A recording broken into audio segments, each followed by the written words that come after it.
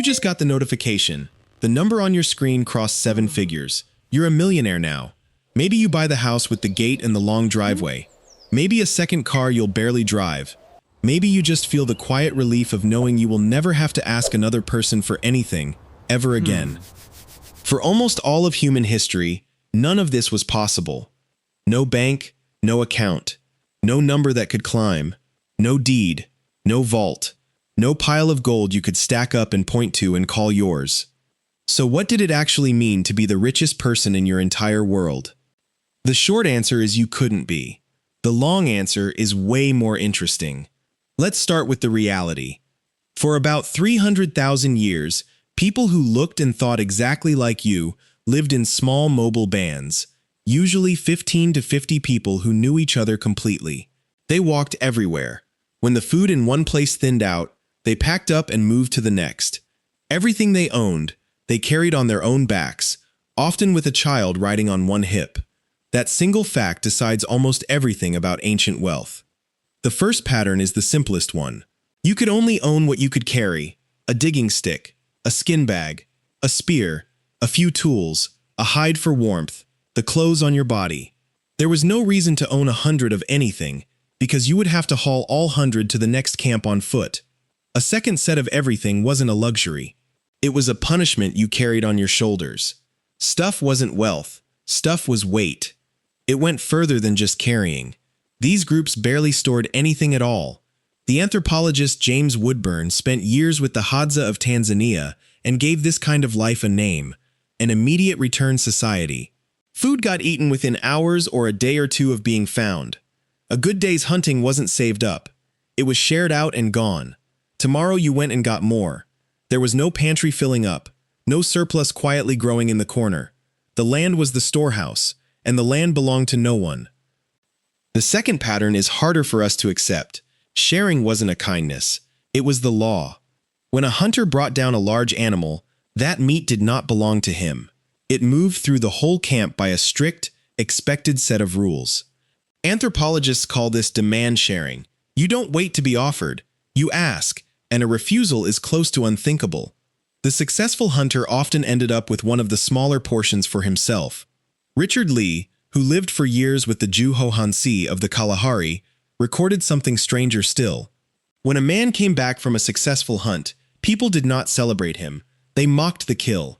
They called the animal scrawny. They said the meat was thin and worthless. They told him he had dragged them out for a bag of bones. Lee asked them why they did it. The reason they gave him was almost a philosophy. A man who is praised for his kills, they explained, starts to think of himself as a big man. A big man starts to think the rest are beneath him, so they cut him down on purpose. Not from cruelty, they did it to cool his heart and keep him gentle, to keep him level with everyone else. The third pattern follows directly from that.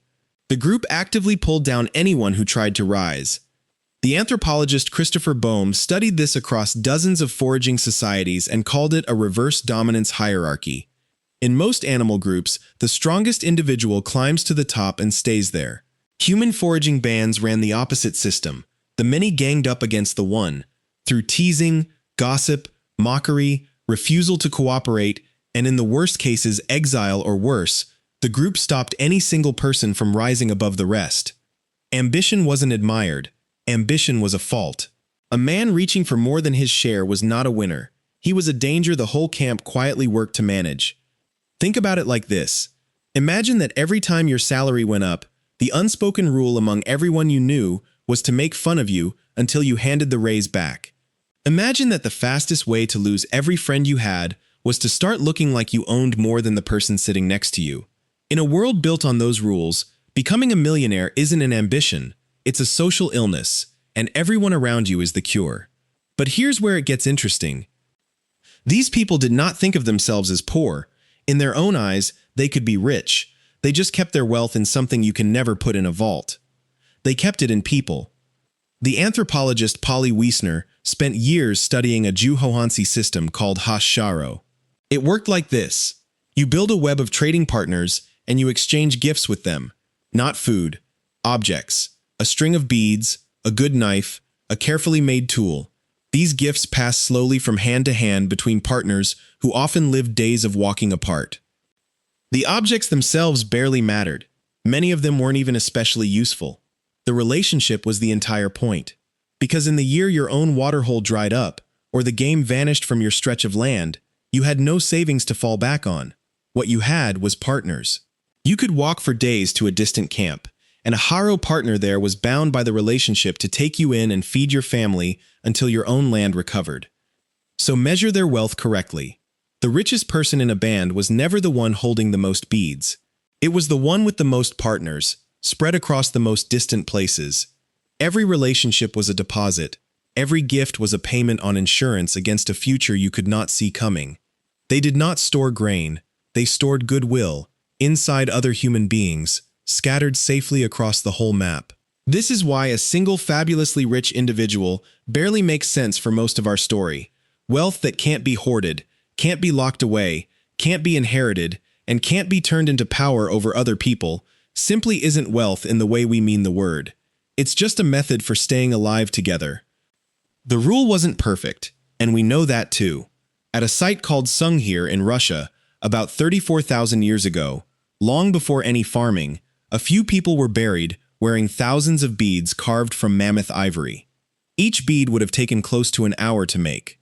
Someone, somewhere, was being honored far above the others. So the door to status was never fully shut. It was just heavy, and it stayed mostly closed, for tens of thousands of years.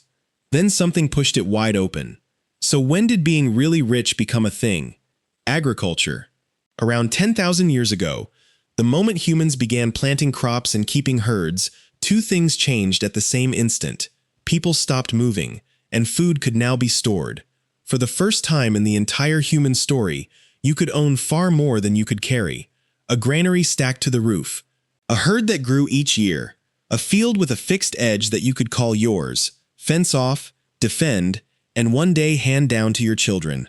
Storage created surplus. Surplus created the one thing no forager ever had, the power to accumulate, season after season, without ever moving on.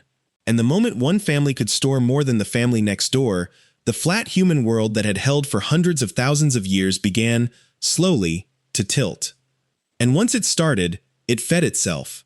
A bigger harvest meant more seed to plant and more hands you could afford to feed, which meant a bigger harvest again. The family that pulled ahead one year was better placed to pull ahead the next.